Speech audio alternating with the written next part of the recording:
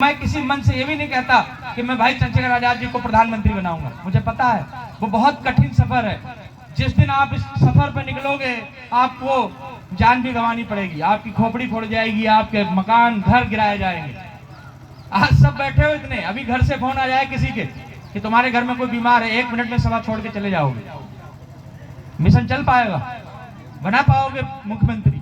नहीं बना पाओगे, कुर्बानी देनी पड़ेगी। सब इस हकीकत को पहचानिए।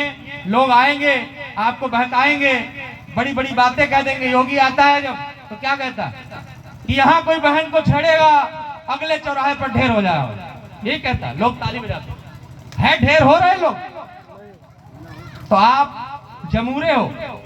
जब गांव में मदारी आता है तो ऐसे से डमरू बजाता है, तो हाँ खेल देख खेल देख खेल देख, बंदर नाचता है, आप ताली बजाते हो। आखिरी में क्या करता है? सबको एक 98 का जो पत्थर होता है, 1 रुपए कीमत नहीं होती, उसको 100-100 और 200-200 रुपए में बेच के चला जाता है। तो ये मदारी हैं जो आपको डमरू दिखा दिखा के आपको तालियां बजवा रहे हैं। मत बजाओ ताली, अपने आप की लीडरशिप पैदा करो कि जिसी व्हाट्सएप ग्रुप में अगर आप मैसेज डाल दो तो 500 लड़का आपके दरवाजे पे खड़ा हो जाए। जिस दिन आपने ये ताकत बना ली तो समाज में अपना नाम करके चले जाओ। हकीकत बताने वाले कम मिलेंगे, तुमको बहरूपीय चीजें इधर उधर बलगराने वाले बहुत मिलेंगे। अभी प्रधानी का चुनाव आ रहा, जो हमारे समाज में हल्का सा भी सक्षम होगा, 4 लोग आएंगे उसके कंधे पे रखेंगे कि अब हमारे नेता तो तुम हो, तुम ही प्रधानी बनोगे। उसने 4 साल में 1 लाख रुपया जोड़ के रखा है और प्रधानी में पूरा मिटा जाएगा। मैं क्या कहता हूँ कि अगर तुम्हें प्रधान बनना है तो प्रधानी का पर्चा अपने रुपये से मत भरो, समाज से कहो ना कि तुम मुझे प्रधानी बनाना है तो तुम पैसा लगाओ इसमें। और जिस दिन लोग तुम्हारे लिए पैसा लगाने लगे तब प्रधानी लड़ो, नहीं तो कोई भी तुमको नेता नेता नेता कह के और चला जाएगा। मुझे याद है, आखिरी चीज तुमको बताता हूँ कि तुम्हें समझ में आए कि मैं इस चीज को क्यों समझता हूँ। जब मैं बीएससी कर रहा था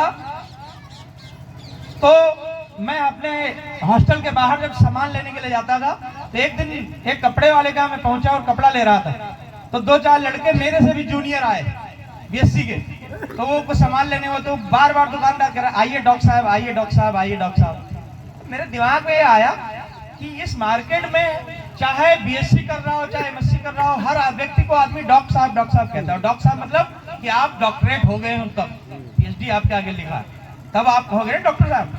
लेकिन वो बीएससी के लड़के को डॉक्टर साहब कह रहा है। तो जब वो लड़के चले गए तो मैंने उससे पूछा हंस के, ये बताओ ये बीएससी कर रहा है लड़का, तुम इसको डॉक्टर साहब क्यों कहते हो? तो बोले भैया ये छोटे लड़के हैं, इनको जब डॉक्टर साहब कहते हैं तो इन्हें खुशी मिलती है, तो ये सम्मान महसूस करते हैं, हमारी दुकान से कपड़ा खरीद के लेके जाते हैं।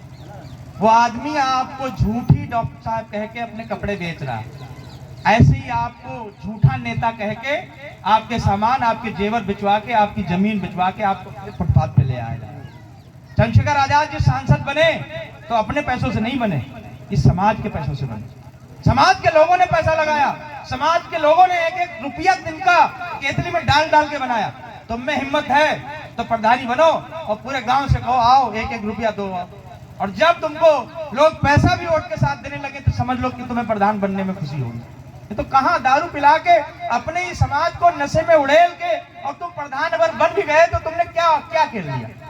कोई है मीनिंग उसका? अपने इन भोली भाली माताओं बहनों को जाके 1-1 साड़ी 300-300 रुपए वाली 100-100 रुपए वाली दे के और तुम प्रधान बन गए, तुमने सोचा हम जग जीत लिए? नहीं, इनको पता चल जाता थोड़े दिन बाद कि ये चोर है। क्योंकि असलियत आपकी आएगी। और आप भी समझो, अगर आपको एक साड़ी में एक पायल में वोट बेचने के लिए कोई कहता है तो मैं बहुत कड़वे शब्दों में कहता हूं, आपको बुरा लगेगा कि आप वोट नहीं बेच रहे, इन बच्चों को बेच रहे हो, इन बच्चों का भविष्य बेच रहे हो। आज चंद्रशेखर आजाद जी के सांसद की क्षेत्र में जब रोड बनती है तो उसमें सांसद का कोई कमीशन नहीं होता। आज जब उनके क्षेत्र में कहीं विकास हो रहा होता उसमें सांसद का कोई कमीशन नहीं होता, क्योंकि अपने ही समाज के पैसों से वो बने। और जो तुम्हें पायल देगा तो जब उसके पास कॉलोनी लेने जाओगी तो तुमसे भी तो 40,000 लेगा। तो 40,000 ज्यादा होते हैं कि 300 रुपए की साड़ी ज्यादा होती है?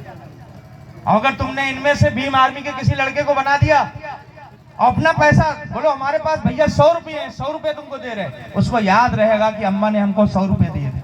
जब आपकी कॉलोनी आएगी तो आपसे वो 1 रुपया नहीं लेगा। चोर वो नहीं है